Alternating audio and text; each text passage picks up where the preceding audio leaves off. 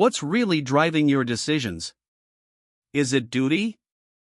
Emotion? Connection? Or is it a shield of skepticism? Most of us have no idea why we do what we do. We just react. But today, we're changing that. We're decoding the 4 archetypes of human qualities. By the end of this video, you'll know exactly which one is you. Let's go. So here's the thing. If I walked up to you right now and said, "Tell me your 3 best qualities," what would happen? Most people freeze. They stammer. They suddenly forget every good thing they've ever done. Why? Because we've been taught that talking about our strengths is basically bragging. It feels vain. It feels arrogant. It feels like we're asking for a slap in the face.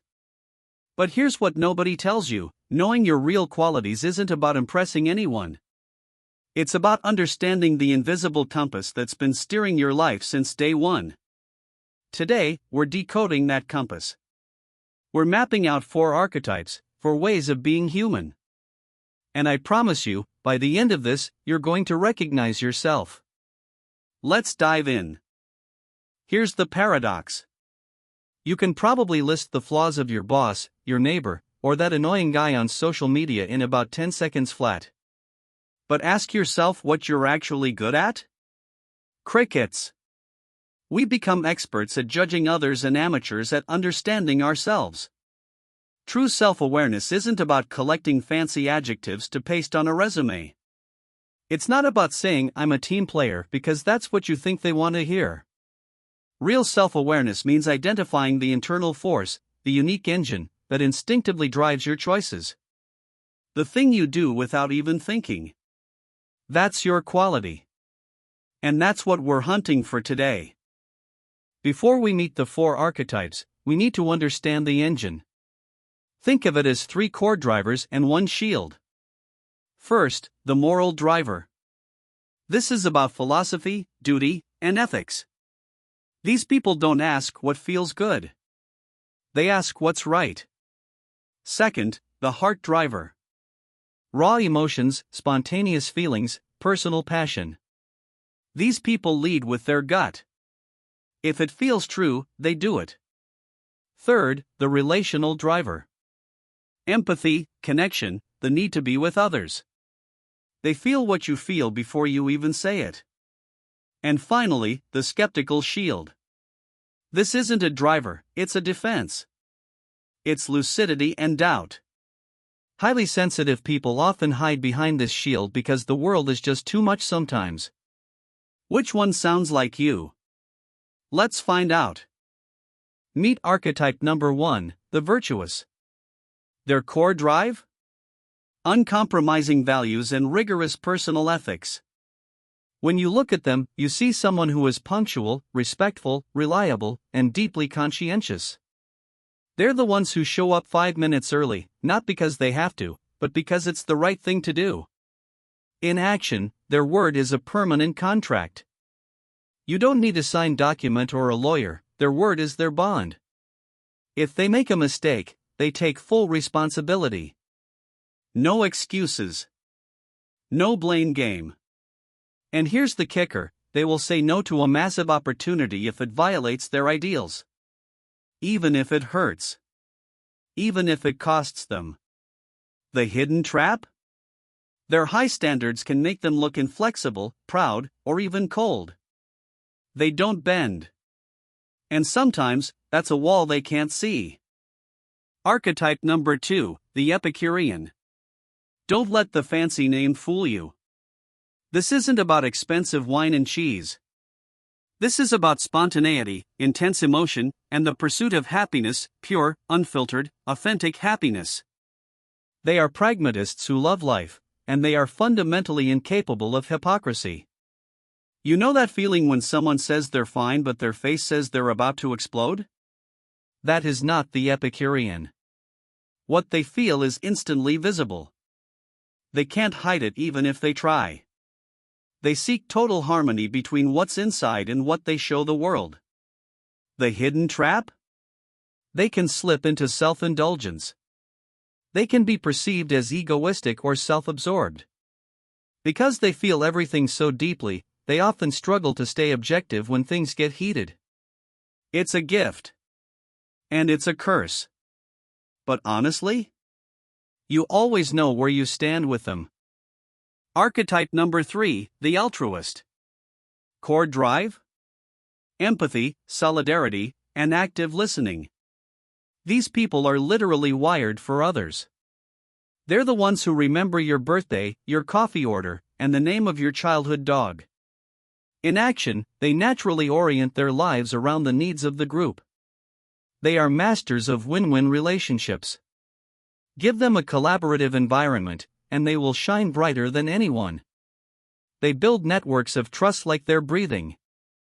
The hidden trap? They risk losing their own voice.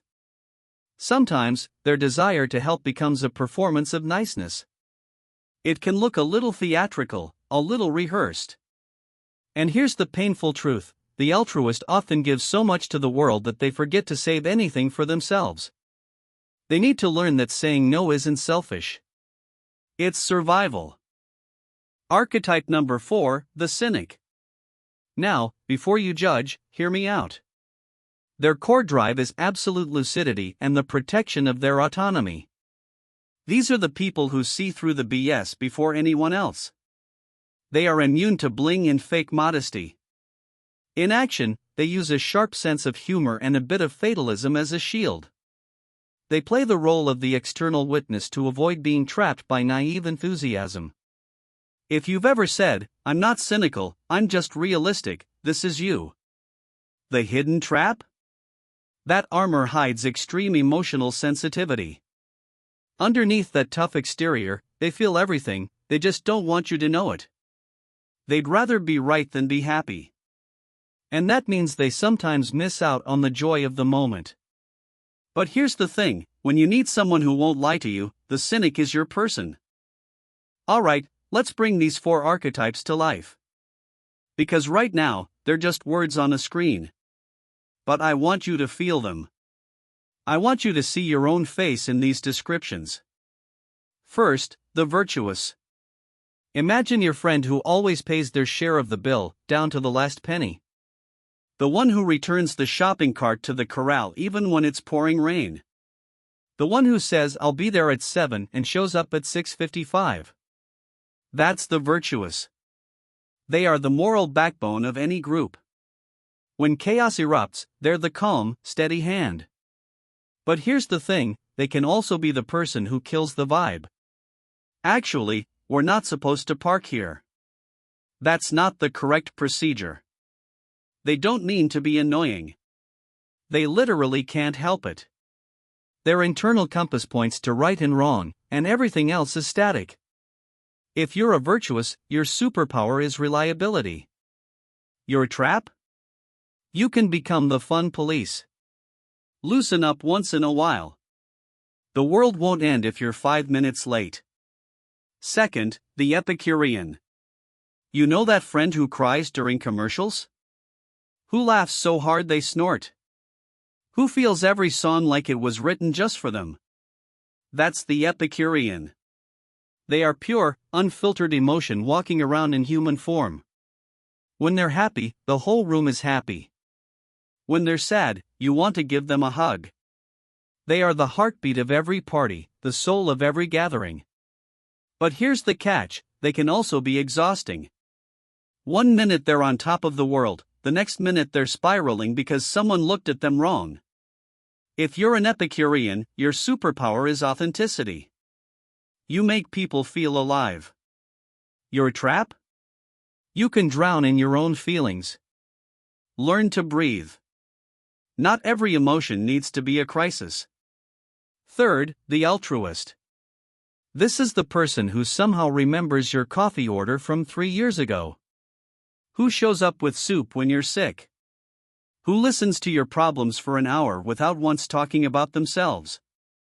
The altruist is the human equivalent of a warm blanket. They are wired for connection. They feel your pain as if it were their own. They will give you the shirt off their back, even if it's their only shirt. But here's the dark side: they often forget they exist. They pour so much into others that their own cup runs dry. They say yes to everything until they collapse. If you're an altruist, your superpower is compassion. You make the world kinder just by being in it. You're a trap? You can become a doormat. Learn to say no. It's not selfish. It's survival. Fourth, the cynic. You know that person who rolls their eyes at every influencer post? Who sees a motivational quote and mutters easy for you to say? Who watches a feel-good movie and points out every plot hole? That's the cynic. They are the BS detectors of the world. They see through hype, through false promises, through the glossy surface that fools everyone else. They are brutally honest, sometimes painfully so. But here's what most people don't see: under that armor of sarcasm and skepticism, the cynic is often the most sensitive person in the room.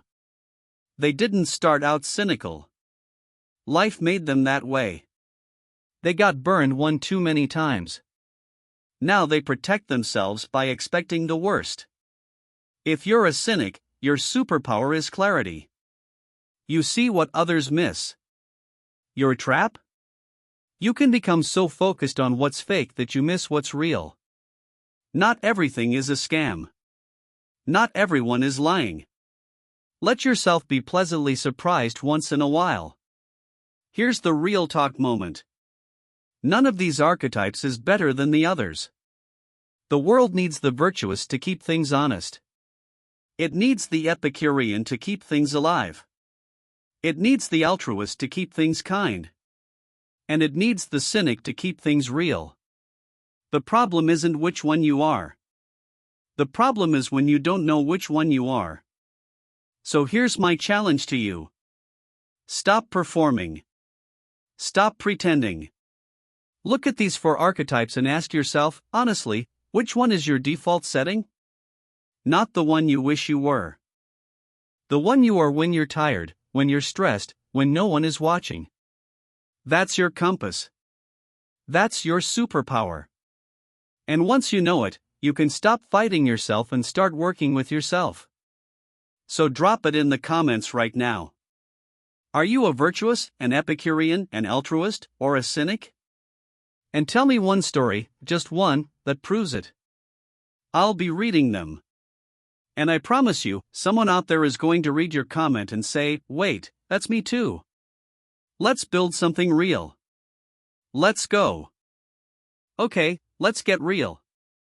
Because knowing your archetype is cute and all.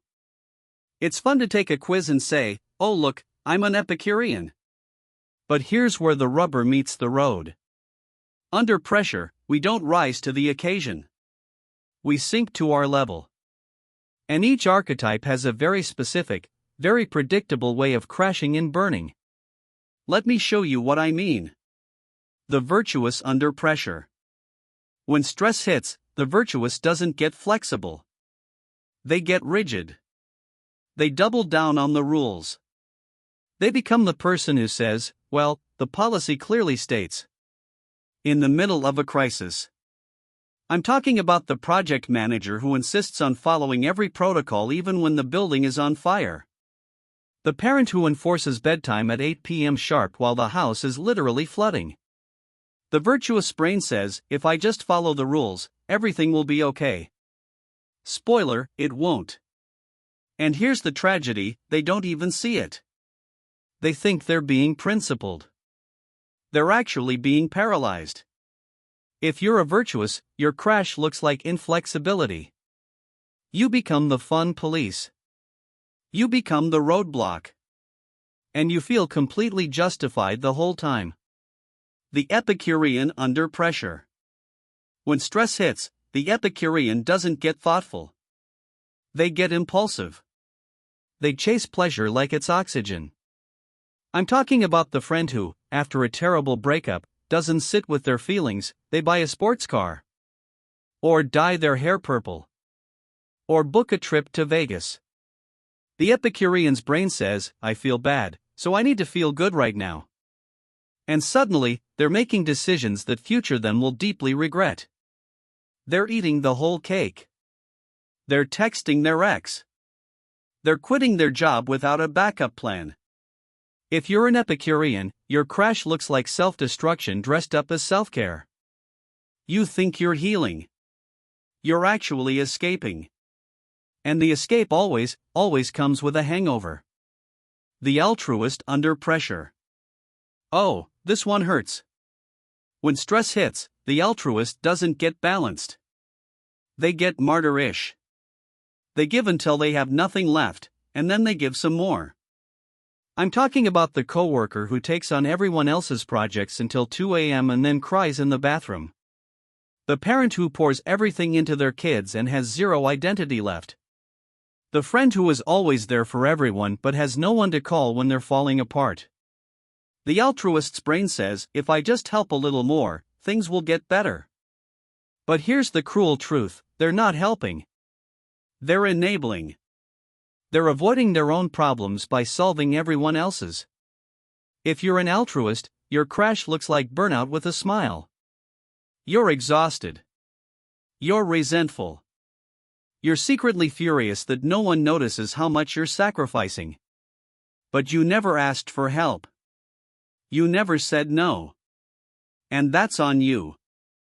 The cynic under pressure. This one is sneaky. When stress hits, the cynic doesn't get engaged.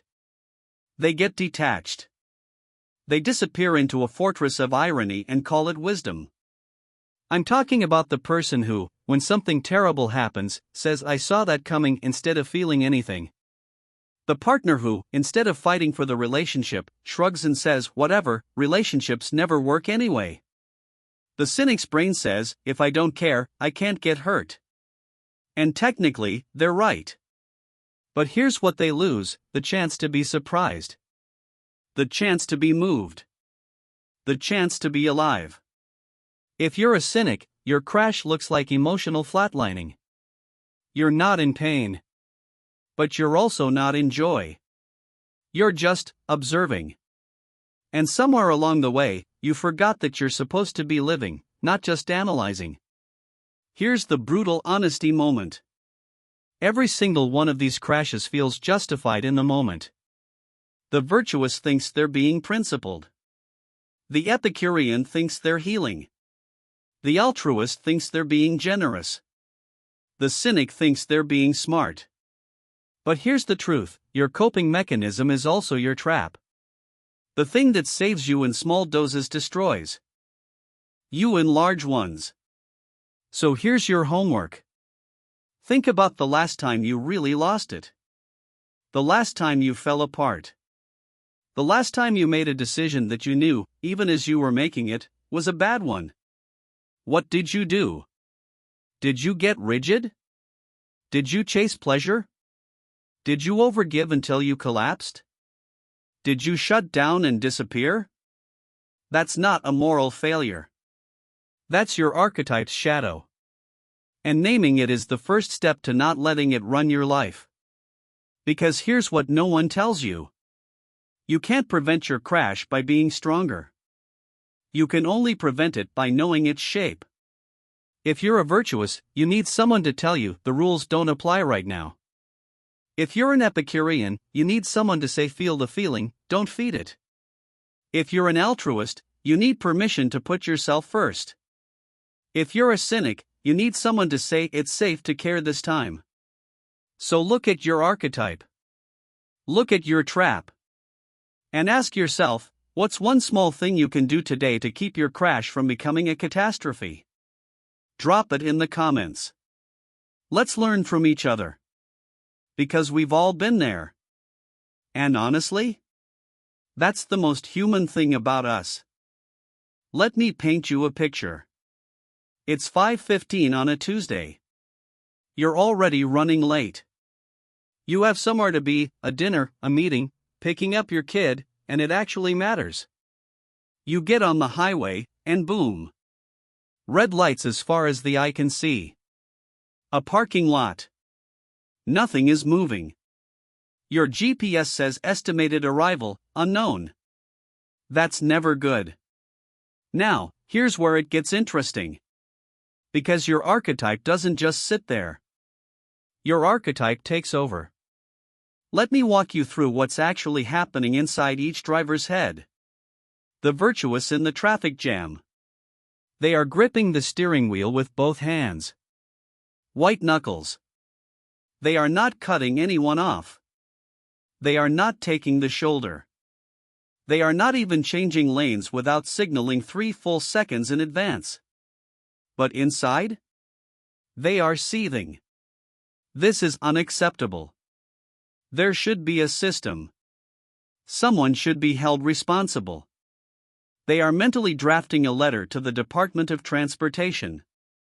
They are calculating exactly how many minutes they are losing.